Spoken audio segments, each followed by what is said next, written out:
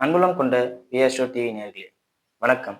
திருவரங்கம் ஸ்ரீ ரங்கநாதர் துணையுடன் பழனி ஸ்ரீ பாலதண்டாயுதபாணி அருளுடன் நான் உங்கள் ஜோதிடர் வெங்கடேஸ்வரன். இப்போ நம்ம எதை பத்தி பார்க்க போறோம்னா வைகாசி மாத பலன்களை பத்தி பார்க்க போறோம். பலன்களை பத்தி பார்க்கறதுக்கு முன்னாடி எந்தெந்த கிரகங்கள் எங்கெங்க இருக்கு, எப்பப்ப பயிற்சி ஆகுது அப்படிங்கிறத பார்ப்போம். ரிஷப ராசியில சூரிய பகவானும் புதன் பகவானும், அதே மாதிரி மிதுன ராசியில குரு பகவானும் சுக்கிர பகவானும், வைகாசி 18க்கு பின் குரு கடகத்துல உச்சநிலை அடைகிறார். அதே மாதிரி வைகாசி 25க்கு பின் சுக்கிர பகவான் கடகராசிக்கு வந்துடுறாரு. சிம்மத்தில் கேதுவும், விருச்சக ரிஷப கும்பத்தில் ராகுவும், சனி எப்பவும் போல மீனத்திலையும், மேசத்துல செவ்வாய் பகவான் ஆட்சி நிலையிலையும் இருக்கார். இந்த மாதிரி இருக்கும் போதுல பொதுவா உலக ரீதியா என்ன மாற்றங்கள் நடக்கும்னா, ரிஷபத்தில் சூரியன்கிறது அரசாட்சியை குறிக்கும். நல்ல அரசாட்சி, வருமானத்தை குறிக்கும். வருமானம் சம்பந்த அரசாங்கம் வருமானத்தை எந்த வழியில் ஈட்டப் போகுது, எப்படியெல்லாம் கொண்டு வரப்போகுது அப்படிங்கிறத பத்தி குறிக்கும். அதே மாதிரி போக்குவரத்து சம்பந்தப்பட்ட விஷயங்கள்ல ஒரு முன்னேற்றத்தை கொடுக்கும். ஏன்னா 4ஆம் இடத்துல குரு உச்சமாக போறார். அப்ப வாகனங்கள் துறையிலையோ போக்குவரத்து சம்பந்தப்பட்ட அமைப்புகளையோ ஏதாவது மாற்றம் நடக்கும். நம்ம கூட தெரியும், நம்ம சிஎம் கூட ஒரு ஸ்கீம் கொடுத்திருக்காரு, அனைத்து மகளிருக்கும் போக்குவரத்து இலவசம். ஸோ அதை கூட இந்த காலகட்டத்துல குரு பயிற்சி ஆனதுக்கு அப்புறம் நிறைவேற்றலாம் அப்படிங்கிறத கூட சொல்லலாம். அதே மாதிரி ரிஷபராசியிலே புதன் இருக்கிறது பேச்சு திறமை உள்ள ராசிக்காரர்களா மாறுவாங்க. அதாவது எப்படின்னா, அரசு சம்பந்தப்பட்ட அனைவருமே பத்திரமா, அதாவது டாக்குமெண்டடா போட்டு வச்சிருப்பாங்க. ஏன்னா சூரியன் புதன் சேர்றாங்களா ரிஷபத்துல, வருமானத்தை டாக்குமெண்ட் பண்ணி காமிப்பாங்க. வருமானத்தை கணக்கு காமிக்கிறது அந்த மாதிரி காமிப்பாங்க. செவ்வாய் ஆட்சி நிலையில இருக்கனால காவல்துறை அதிகாரிகளுக்கு இந்த காலகட்டத்துல அதிகமான சலுகை உண்டு. காவல்துறை அதிகாரிகள் எல்லாத்துலயும் மேம்பட்ட வாழ்க்கைக்கு போவாங்க. உயர் அதிகாரிகள் ப்ரொமோஷன் கிடைக்கிற மாதிரி உள்ள அமைப்பு, நிறைய மாற்றம், போலீஸ்னாவே ஒரு மரியாதை அப்படிங்கிற ஒரு அளவுக்கு கொண்டு வரும். இது நாட்டு ரீதியா நடக்கும் அப்படிங்கிறத சொல்லலாம். சரிங்களா? இப்ப வாங்க 12 ராசிகளுக்கும் எப்படி இருக்கும் அப்படிங்கிறத பார்ப்போம். மீன ராசி அன்பர்களே, ராசிக்கு 5ஆம் இடத்தில் குரு உச்சமாகிறார் அப்படிங்கிறது தான் உங்களுக்கு முதல் நல்ல நியூஸே. இது எப்படின்னா, ராசியில சனி இருக்கார், அதுல எந்த மாற்றமும் இல்லை. இம்சை இருக்கும், ஆனா அதுல ஒரு வேல்யூ இருக்கும். சிம்பிளா சொல்லணும்னா 10 ரூபாய்க்கு உழைச்சா 11 ரூபா கிடைக்கும், ஆனா 20 ரூபா கிடைக்கும் எதிர்பார்க்க முடியாது. 1 ரூபா லாபத்துக்கு உங்களுக்கு இது இருக்கும் அப்படிங்கிறத சொல்லலாம். ஏன்னா சனி இருக்கும் போதுல பெருத்த லாபத்தை கொடுக்க மாட்டார். ஆனா குரு அவருக்குரிய வேலையை பார்க்கணும் அப்படிங்கிறது அமைப்பு. ஸோ ஒரு சிலருக்கு 15 கிடைக்கும், ஒரு சிலருக்கு 12 கிடைக்கும், ஒரு சிலருக்கு 11 கிடைக்கும், ஆனா 20 கிடைக்கும். போட்டதை 2 மடங்கா எடுப்பேன் அப்படிங்கிறது கிடையாது அப்படிங்கிறத சொல்லலாம். இது நெகட்டிவா நான் சொல்லலங்க, ஃபுல் பாசிட்டிவா சொல்றேன். ஏன்னா நிறைய பேருக்கு 9 ரூபா கிடைக்கும், 8 ரூபா கிடைக்கும் தான் நான் சொல்லலாம். அப்படி குரு உச்சமாகறதுனால, ராசியை தொடர்பு கொள்றதுனால இது பிளஸ் அப்படிங்கிறத சொல்லலாம். சூரியன் ராசிக்கு 3ஆம் இடத்துல இருக்கார். உடன் பிறந்த சகோதரர்களின் துணிச்சல், தைரியம், சில சமயம் அவங்களாலே பிரச்சனையும் வரும், அதை கண்டுக்காதீங்க. அவங்களோட சப்போர்ட்டால எல்லாமே செய்வீங்க, செயல்படுத்துவீங்க அப்படிங்கிறத சொல்லலாம். 2ஆம் இடத்தில் செவ்வாய் ஆட்சி நிலையில இருக்கனால தேவையில்லாம சண்டை போடுவீங்க, தவறான வார்த்தைகள் நிறைய பேசுவீங்க, எடுத்தெறிஞ்சு பேசுவீங்க. இதை நான் சொன்னேன்ல 15 ரூபா கிடைக்கும். அது யாருக்குன்னா, இந்த செவ்வாயை கரெக்டா பயன்படுத்த தெரிஞ்சவங்களுக்கு 15 ரூபா, செவ்வாயை சரியா பயன்படுத்தாம கடிச்சிடுன்னு முழுகிறவருக்கு 11 ரூபா. வேற எதுவும் இல்லை. இந்த செவ்வாய் 2ஆம் இடத்தில் இருப்பதுதான் சிக்கலே. எலும்பு பல் சம்பந்தப்பட்ட வியாதியையும், சமயத்தில் கடன் சம்பந்தப்பட்ட அமைப்புகளையும், வாய் தகராறையும் ஏற்படுத்தி தரும். ஆக மொத்தத்துல வாயில ஒரு பிரச்சனை வரும், அதை மட்டும் பார்த்துக்குங்க. ஏன்னா 2ல செவ்வாய் தவறு அப்படிங்கிறது தான் உண்மையே. உங்களுக்கு எங்க ராசிக்கு யோகாதிபதி தானே செவ்வாய், அவர் ஆட்சி நிலையில இருக்கனால எந்த ஒரு பாதிப்பும் இருக்கக்கூடாது அப்படின்னு சொல்லுவீங்க நீங்க, நியாயம்தான். பட் இது இந்த பாதிப்பை ஏற்படுத்துங்கிறது தான் நிதர்சனமான உண்மை. இன்னும் சொல்ல போனா, குடும்ப சொத்தோ, பூர்வீக சொத்தோ, பூமி சம்பந்தப்பட்ட அமைப்புகள்ல ஏதோ ஒரு விஷயத்துல வாயால பிரச்சனையாகி அது டாக்குமெண்ட் பிரச்சனையா மாறி அது பெரிய லெவல்ல பேசும் பொருளா கோர்ட்டு கேஸுன்னு போற அளவுக்கு கூட வரும் அப்படிங்கிறத சொல்லலாம். காவல்துறை நண்பர்களிடம் கொஞ்சம் கவனமா இருங்க. அதே மாதிரி மீனராசி அன்பர்களாக இருந்தா, காவல்துறையில இருந்தா ரொம்ப கவனமா இருங்க. காரணம் என்னன்னா, செவ்வாய் 2ல் இருப்பது 8ஆம் இடத்தை தொடர்பு கொள்வதுங்கிறது அமைப்பு. 8ஆம் இடத்தை பார்க்கறதுனால தவறுகள் உங்க கண்ணுக்கு தெரியும். தவறுகள் உங்க கண்ணுக்கு தெரியறதுனாலே உங்க ராசியில யார் இருக்கா? சனி இருக்காரு. தப்பு பண்ணா விடுவாரா? விடவே மாட்டார், தூக்கி அடிச்சு உட்கார வச்சிருக்காரு. ஸோ அந்த அமைப்பை ஏற்படுத்துங்கிறத பார்த்துக்கங்க. தந்தையின் உடல்நிலை கொஞ்சம் பத்தாம இருக்கும். தந்தைக்கு கடன் சுமை அதிகமாகும். அதை மட்டும் கொஞ்சம் பார்த்துக்கங்க. தந்தைக்கு கடன் சுமை அதிகமாகும், இல்ல தந்தையால் கடன் சுமை அப்படிங்கிறத பார்த்துக்கங்க. அது கொஞ்சம் அவருக்கும் உங்களுக்கும் மிஸ் அண்டர்ஸ்டாண்டிங் நிறைய வரும். அதெல்லாம் கொஞ்சம் சரி பண்ணிக்கிட்டீங்கன்னா ரொம்ப ரொம்ப நல்லது அப்படிங்கிறத சொல்லலாம். சரிங்களா? மற்றபடி எந்த ஒரு பாதிப்பும் இல்லை. எலும்பு, பல் சம்பந்தப்பட்ட அமைப்புகள்ல கொஞ்சம் கவனமா இருக்கிறது இந்த காலகட்டத்துல உங்களுக்கு நல்லது. அதே மாதிரி செவ்வாய் ஆதிக்கத்துல இருக்கிறவங்களும், குறிப்பா காவல்துறை, மின்சாரத்துறை சம்பந்தப்பட்ட லைன்ல, ஸ்போர்ட்ஸ் சம்பந்தப்பட்ட அமைப்புகள்ல இருக்கிறவங்க முகத்தை கவனமா பார்த்துக்கங்க.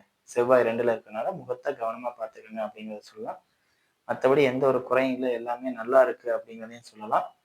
குழந்தை இல்லாதவர்களாக இருக்கும் பட்சத்தில் 5ல் குரு வரும் காலத்தில் குழந்தை பாக்கியத்தை ஏற்படுத்தி தரும். சுக்கிரனும் 25க்கு அப்புறம் குருவும் சுக்கிரனும் சேர்றதுனால அந்த விஷயத்துல உங்களுக்கு சூப்பரா இருக்கும் அப்படிங்கிறத சொல்லலாம். ஆடம்பர செலவுகளை அதிகமா பண்ணுவீங்க. அதை மட்டும் கொஞ்சம் குறைச்சுக்கிட்டா போதுமானது வைகாசி மாசத்துல. வேற எந்த குறையும் உங்களுக்கு இல்லை. அதே மாதிரி புதனும் ராசிக்கு 4ஆம் இடத்துல வர்றதுனால அப்பப்ப கொஞ்சம் வாய் வார்த்தைகளை அதுதான் 2ல செவ்வாய் வர்றது என்னவோ அதே தான் அதுவும் குறிக்குது. அதனால அது ஒரு பெரிய பாதிப்பா இருக்காது அப்படிங்கிறத சொல்லலாம். சரிங்களா? இப்போ வாங்க நட்சத்திர ரீதியான பலன்களை பார்ப்போம். பூரட்டாதி நட்சத்திரக்காரர்கள். பூரட்டாதி நட்சத்திரக்காரர்களை பொறுத்தவரையும் நட்சத்திராதிபதினு சொல்லக்கூடிய குரு உச்சமாகிறார். இது முழுக்க முழுக்க பிளஸ் தான். ஆனா ஹெல்த்தை கவனமா பார்த்துக்கணும். குறிப்பா எலும்பு, தொடை பகுதிகள், முகம் இதெல்லாம் ரொம்ப கவனமா பார்த்துக்கணும். அதே மாதிரி ரத்தம் சம்பந்தப்பட்ட அமைப்புகள்ல பாதிப்பு, பல் சம்பந்தப்பட்ட அமைப்பு பாதிப்பு. நான் 5 விஷயம் சொல்லியிருக்கேன். முகம், தொடைப்பகுதி, எலும்பு, பல்லு, ரத்தம்.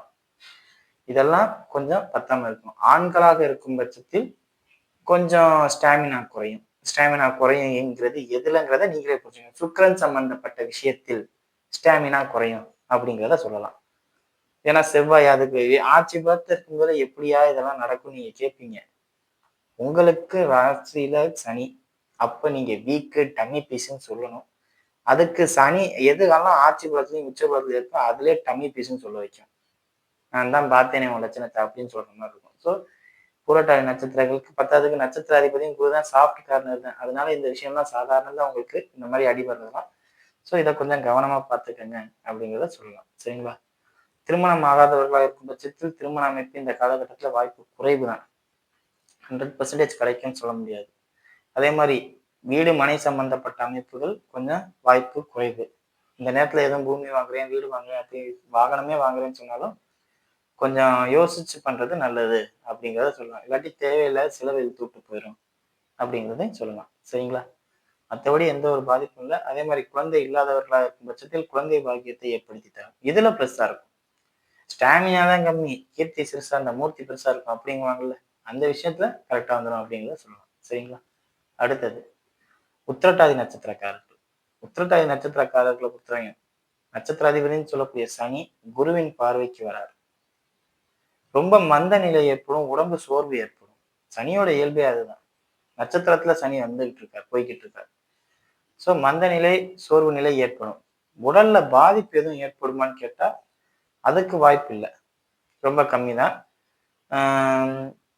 எல்லாமே நல்லா இருக்குன்னே சொல்லலாம். ஓரளவுக்கு உங்களுக்கு மைனஸா வேலை செய்யாது. இது அதாவது குரு பார்க்கறனால சனி சுபராயிடுறார். சனி சந்தோஷமா இருப்பார். சனி பவரா இறங்கி வேலை செய்வார். ஸோ இது பிளஸ் தான், மைனஸ்க்கு வேலை இல்லை. உங்க ராசியிலே நீங்க தான் ரொம்ப ஜாலியா என்ஜாய் பண்ற அளவுக்கு சூழ்நிலை கிடைக்கும். ஏன்னா குரு உயர்ந்த இடத்தின் மரியாதை, பெரிய ஆளுகளோட செல்வாக்கு, எல்லாரும் கும்பிடுற மாதிரியான அமைப்பு, ஏதாவது ஒண்ணு நடக்கும். அதாவது அந்த குருங்கிறதே ஒரு 2 பேர், ஒரு 4 பேர் கையெடுத்து கும்பிடுற அமைப்பு தான். அந்த கையெடுத்து கும்பிடுற அளவுக்கு ஏதாவது ஒரு தானம் தர்மம் பண்ணுவீங்க, இல்லாட்டி யாராவது உயிரை காப்பாத்துவீங்க. ஏன்னா செவ்வாய் 2ஆம் இடத்துல ஆட்சி இருக்கு, உங்களுக்கு பெஸ்டா வேலை செய்யும். யாராவது உயிரை காப்பாத்துவீங்க, யாராவது இது பண்ணுவாங்க, ஏதாவது பாதுகாக்க சொல்லியிருப்பாங்க, அந்த பாதுகாக்கிற விஷயத்த கரெக்டா பண்ணியிருப்பீங்க. ஏதாவது ஒண்ணு ஃபுல் பாசிட்டிவா பயங்கரமா பண்ணியிருப்பீங்க. அதனால எல்லாரும் உங்களை கையெடுத்து கும்பிடுற அளவுக்கு ஒரு உயர்ந்த உன்னத நிலைக்கு போவீங்க அப்படிங்கிறத சொல்லலாம். வருமானமும் இந்த நேரத்துல அதிகமா வரும், குறைய இருக்காது. டாக்குமெண்ட் ரீதியா வரும், பூர்வீக சொத்துகள் வழியா வரும், தொழில்ல வரும். அதே மாதிரி தந்தை வழி வர்க்கத்தினரால் வரும். நாலா பக்கம் வருமானம் வருதும்பாங்கல்ல, அந்த அமைப்பை கொடுக்கும். இது எல்லாமே 3ல சூரியன் இருக்கனால, அதாவது உங்களோட ஓட்டத்துக்கு தகுந்தாப்புல, அதை மெயினா பார்க்கணும். ஓட்டத்துக்கு தகுந்தாப்புல கொடுக்கும் அப்படிங்கிறத சொல்லலாம். மேலதிகாரிகளிலும் உயரதிகாரிகளையும் பயிற்சிக்க வேண்டாம். எப்பவுமே ஒரு மனுஷனோட நிலை உயருதுனாவே பகை எங்கிருந்து வரும்? உங்களோட மேல இருக்கிறவங்கள்ட்ட இருந்து தான் வரும். ஸோ அவங்கள்ட்ட பகை பாராட்டாம முடிஞ்ச அளவுக்கு சிரிச்சு காரியத்தை சாதிச்சுக்கணும். சரிங்களா? அடுத்தது ரேவதி நட்சத்திரக்காரர்கள். ரேவதி நட்சத்திரக்காரர்களை பொறுத்தவரை நட்சத்திராதிபதி புதன் வைகாசி 15க்கு அப்புறம் ஆட்சி ஆகிறார். வைகாசி 18க்கு அப்புறம் குரு உச்சமாகிறார். அப்ப வைகாசி 15 வரை கொஞ்சம் நிதானமா இருந்தா போதுமானது. வாலண்டியரா போய் எதுலையாவது மாற்று அமைப்பே வரும். வைகாசி 18 வரையுமே வரும். ஏன்னா குரு உச்சமாகிற வரையும் கொஞ்சம் சிக்கல் தானே. வைகாசி 18 வரையும் கொஞ்சம் பல்ல கடிச்சிட்டு ஓட்டினா போதும்.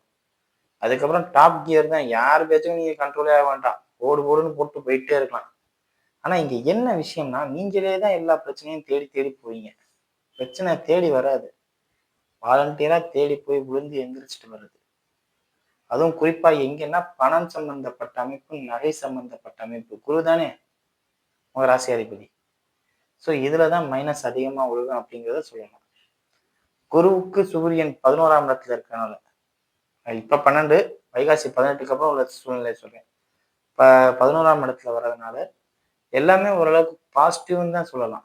நெகட்டிவ்னு பார்த்தா நீங்களே வாலண்டியரா தேடி போய் டாக்குமெண்டாலேயோ, மொபைலாலேயோ, வீடியோ எவிடன்ஸ், ஆடியோ எவிடன்ஸ் இதனாலேயோ பிரச்சனை வரும்.